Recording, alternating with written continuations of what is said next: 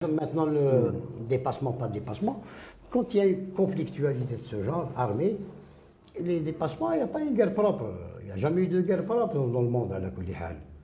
On ne va pas reprocher au service de police ou au service du DRS d'avoir dévié peut-être de... Mais il y a des polémiques, c'est vrai. Par exemple, les chiffres. Pendant des années, il y a eu 200 000 morts. وبعد ذيك خرجتي النزار واحد قال لك لا لا كيك طوا ولا كادرون قال لك لا لا سي با سي ابان 40 000 morts. ومن بعد خرج بارا le conseiller à la présidence قال لك non il n'y a jamais eu 200 000 morts, on a des chiffres, etc.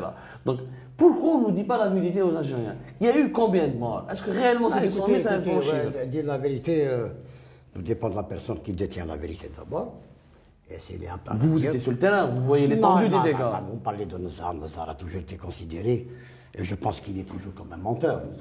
Il n'a jamais dit la vérité, Nazar. Pourquoi il serait un menteur? En octobre 88, il y a eu plus de 500 morts. Il s'est arrêté à 156, 136. On n'a pas voulu en dire long sur ça, mais il y avait beaucoup plus de morts en octobre 88. Mais nous dire que la décennie noire a provoqué même pas 100 000, ça c'est faux, c'est extrêmement faux. Ça a dépassé les 200 000, évidemment. Ça a dépassé les 200 000. Bien sûr que ça a dépassé les 200 000. Je ne peux pas vous donner le chiffre réel, mais à ma connaissance, et en fonction des données que j'avais à l'époque... Et en tant qu'homme de terrain? Des données que j'avais à l'époque, non seulement de terrain, mais je faisais des études sur les situations, tout ce qui est événementiel, je faisais des études aussi sur ça. J'avais les deux côtés, l'opérationnel et un peu la stratégie de machin et de rien. Donc, dire qu'il y a eu tant de morts alors que ça a dépassé les 200 000, Nazar, il a toujours été comme ça. Parce que dire qu'il y a eu beaucoup de 200 000, c'est se culpabiliser davantage. Hein? Dire qu'il y a eu 15 morts en octobre 88, c'est pas comme dire qu'il y a eu plus de 500 morts. Jamais. D'accord. C'est un niveau de culpabilité. Mais vous affirmez qu'il y a eu, selon vous, plus de 200 000 morts? Plus de 200 000, largement plus de 200 000 morts. Pourquoi? Parce que moi j'étais sur le terrain et déjà ce qu'on a perdu à l'époque, n'importe la police qu'on a perdu à l'époque. Combien? Est-ce qu'on a des chiffres sur la police? On a perdu peut-être plus de 3 000 policiers au plus. C'est énorme. Bien sûr que c'est énorme. Chaque jour on perdait en moyenne 50 policiers par jour. 50 policiers par jour. Oui, au départ, que la lutte était. La violence a surpris tout le monde évidemment. Et nous étions extrêmement vulnérables. On est localisable facilement, identifiable facilement. Donc les terroristes pouvaient faire de nous ce qu'ils voulaient. Khalf, surpris, c'est Khaled. Oui. Mais quand même, où étaient les services de renseignement? Vous aussi, c'est-à-dire vous avez une cellule de renseignement généraux. Comment ces groupes se sont armés de manière rapide? Comment ils disposaient d'un pouvoir de nuisance? وكيفاش قدروا يديروا des attentats ou des opérations ويقتلوا الناس 50 policiers par jour? بلا حتى واحد ne s'attendait à ça. Là, شوف, là, il faut revenir en arrière. Là, il faut revenir légèrement en arrière. Il faut revenir à la période Chedli, évidemment. Après la création des fils, dans les manifestations de force du fils, spectaculaires du fils, on nous avait interdit d'importuner les islamistes, les marcheurs. Il ne fallait pas les interpeller. Pas du tout. C'est tout juste si on pouvait défendre nos structures, nos commissariats. Et nous-mêmes, évidemment, dans le cadre de la légitime défense. Le fils était libre de ses mouvements. Les éléments du fils étaient totalement libres de leurs mouvements. Moi, je vous dis, c'est tout juste si on pouvait nous défendre, tout simplement. Il ne fallait pas toucher, laissez-les faire. Mais ils n'étaient pas armés, ils marchaient dans la rue. Écoutez, laissez-les faire. Franchement, il y a un travail de fond qui se faisait en parallèle. Mais il y avait les marches, effectivement, qui étaient impressionnantes. Et ce qui a provoqué, avec des slogans guerriers. Ce qui avait provoqué un petit peu, je pense, la panique du président et de certains hauts responsables. On a la politique laisser faire. On a laissé faire. On nous avait interdit d'interpeller les islamistes au niveau des marches, même en dehors des marches. Une interdiction totale de toucher un islamiste. Donc ils avaient le terrain libre, non seulement pour les manifestations, mais pour faire le travail, un travail formidable qu'ils ont fait à la Koulihal, un travail souterrain. C'est là où ils ont commencé à s'organiser, évidemment, créer le réseau de recrutement, de propagande. Et les armes? Ça venait d'où à l'époque? On a les renseignements. Au départ, il n'y avait pas d'armes. Au départ, il n'y avait pas d'armes. C'est une fois l'arrêt du processus électoral a été décidé par le pouvoir, c'est là où l'option armée des fils a été confirmée. Ce qui a suivi évidemment l'arrêt du processus électoral, l'arrestation des éléments du fils, là, il y a eu beaucoup de cafouillage aussi. Là, ils ont même des fils, le transfert au niveau du sud et l'arrêt. C'est une période qui a renforcé un peu les rangs des groupes islamistes armés qui étaient dans les maquis. Les gens n'ont pas trouvé au parti, ils sont partis dans les maquis. Et dès le départ, après avoir choisi carrément la lutte armée, ils se sont pris au service de sécurité. On assassine un policier, on lui enlève son arme, on lui enlève son clash. Et puis, ils ont évidemment d'autres réseaux d'acheminement d'armement, et la police n'était pas au courant de tout, évidemment. Il y avait des services du DRS qui devaient faire leur boulot. Ils sont créés pour ça. Maintenant, par la suite, il y a eu beaucoup de choses.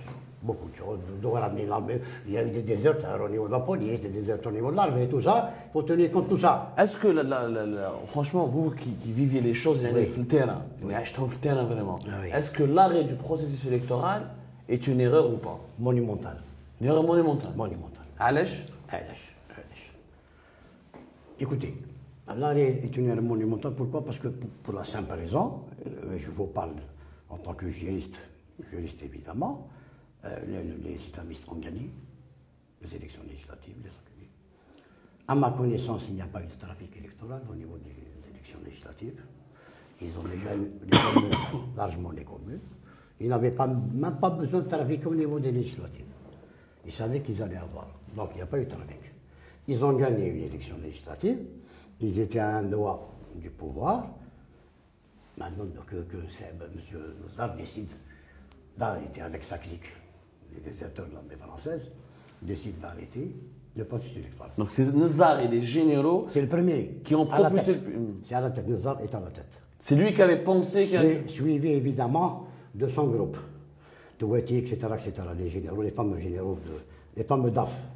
Voilà. C'est deux qui ont les déserteurs tardifs de l'armée française qui ont été soutenus évidemment par d'autres militaires dans les services du DRS. Est-ce que le général Touver avait soutenu cette option? Évidemment qu'il avait soutenu, il ne peut pas ne pas soutenir. Khaled Nazar était ministre de la Défense, il ne faut pas oublier. Qui avait plus de poids? Touver est un chef de département, il n'est rien du tout. C'est un chef de département du renseignement de la sécurité, département qui relève du ministère de la Défense. Et de l'état-major et du ministre de la Défense. C'est incontestable. Donc il n'est qu'un chef de département, il n'a pas les moyens lourds de l'État pour peser sur la décision. Les moyens lourds de l'État, c'est Nazar qui les a. L'armée de terre, l'armée de l'air, c'est Nazar qui les a, c'est pas Touver. Touver, il a un département, notamment de renseignement, beaucoup plus que d'action. Il y a eu beaucoup plus d'action au niveau de la lutte antiterroriste par la suite, mais au départ, c'était un service de renseignement tout court. Mais est-ce que le général Nazar et ses amis étaient conscients de ce que le pays allait subir, allait vivre plus tard? Nazar ne s'attendait pas à une violence post-arrêt du processus électoral de ce type. Il devait se dire, bon, il y a de l'agitation, des petits groupes armés qui voulaient faire de l'agitation, etc. Donc ça allait être passager. Ça, 3 mois, 6 mois, on va les avoir. Nous, l'armée nationale populaire, personne ne peut nous avoir. Il a dû penser comme ça, Nazar. Il ne savait pas qu'il allait signer le début d'une décennie extrêmement douloureuse, avec plus de 250 000 morts. Mais la question qu'il faudrait poser, c'est que pourquoi laisser l'initiative à un ministre de la Défense d'arrêter un processus électoral qui relève du politique carrément? On ne dit pas. Et vous pensez que Khaled Nazar, en arrêtant le processus électoral, c'était pour sauver le pays? Il faut rigoler. Ça me rigole. Je rigole quand j'entends ça. C'est ce qu'il dit, lui. Khaled Nazar, lui, il veut que c'est le sauveur du pays. Khaled Nazar a pensé à vous, a pensé à moi, a pensé à mon avis. Ben non, on va arrêter le processus. Parce que ces islamistes, non, il a pensé à arrêter le processus électoral. Lui et son groupe, évidemment, il n'est pas seul. Soutenu par des civils aussi. C'est des pions. Rosalie, etc. C'est des pions au service de l'armée, évidemment.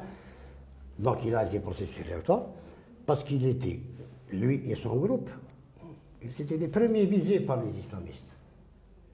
Pas dans le programme des islamistes qu'on recevait à l'époque, les programmes d'action, etc. Ils visaient qui? La police. Vous savez, mais on n'était pas très intéressant pour eux. Ils visaient beaucoup plus les chefs militaires qui ont géré Octobre et qui ont continué de gérer. Donc, Nazar voulait sauver sa peau, évidemment. Sa peau, celle de sa famille, de ses proches, du groupe, des défenseurs. Ils avaient des intérêts, évidemment. Des intérêts économiques, politiques. D'abord, il y a des intérêts individuels, c'est l'intégration physique. Maître Ousmane, le fils, serait au pouvoir, il aurait été certainement poursuivi. S'il n'est pas liquidé, il est poursuivi, carrément, lui et son groupe, les islamistes. Le programme Taham était clair. La hiérarchie militaire voulait se préserver elle-même, elle ne voulait pas préserver l'Algérie. Non, il n'a rien à voir avec l'Algérie, Khaled Nazar. Il ne peut pas avoir quelque chose avec l'Algérie, un type pareil. À ce point. Non, mais écoutez, quelqu'un qui a intégré l'armée française bien après le déclenchement de la Révolution n'a aucun sentiment envers ce peuple. Il faut être réaliste.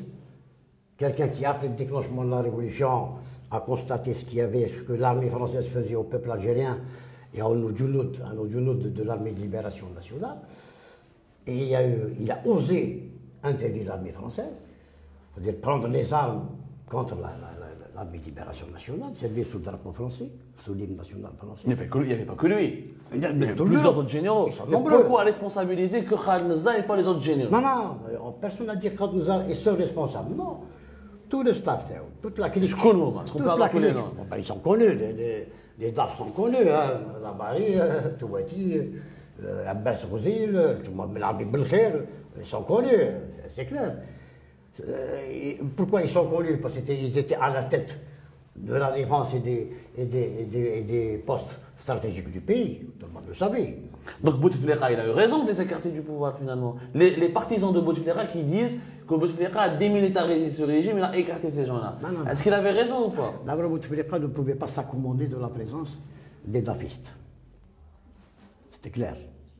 Il a joué le jour au départ avec Khaled Nazar. Mais Khaled Nazar savait aussi qu'il n'avait plus d'avenir avec Bouteflika. D'accord? Premièrement. C'est pas eux qui l'ont ramené? Oui, mais il savait qu'il n'avait plus d'avenir. D'ailleurs, Khaled Nazar a quitté l'armée en 1994. Pourquoi? Il a quitté pourquoi? D'abord pour se faire oublier qu'il a une part très active dans la violence qui a suivi l'arrêt du processus électoral, et dont l'arrêt du processus a été l'enclencheur ou le déclencheur de tout ça. D'abord, il a pris la fuite, Khaled Jma'ataou, Namar, etc. se débrouiller, il se débrouille, et ensuite il savait pratiquement que Bouteflika n'a jamais porté dans son cœur les DAF, il n'a jamais porté dans son cœur. Et comme c'était eux pratiquement qui avaient géré la période d'octobre 88 jusqu'à 92, donc ils n'avaient pas d'avenir, tout simplement. Et donc c'est pour ça que par la suite, Bouteflika a liquidé Namari, évidemment, il a liquidé. Encore, il a laissé un peu de temps. Même Namari savait qu'il n'avait aucune chance avec Bouteflika.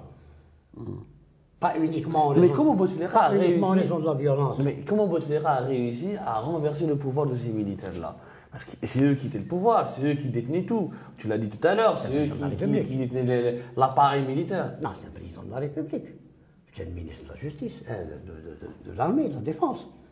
C'est un président à part entière. C'est pour ça qu'il a insisté, je suis président à part entière, pour pouvoir éjecter les gens dont il ne veut plus.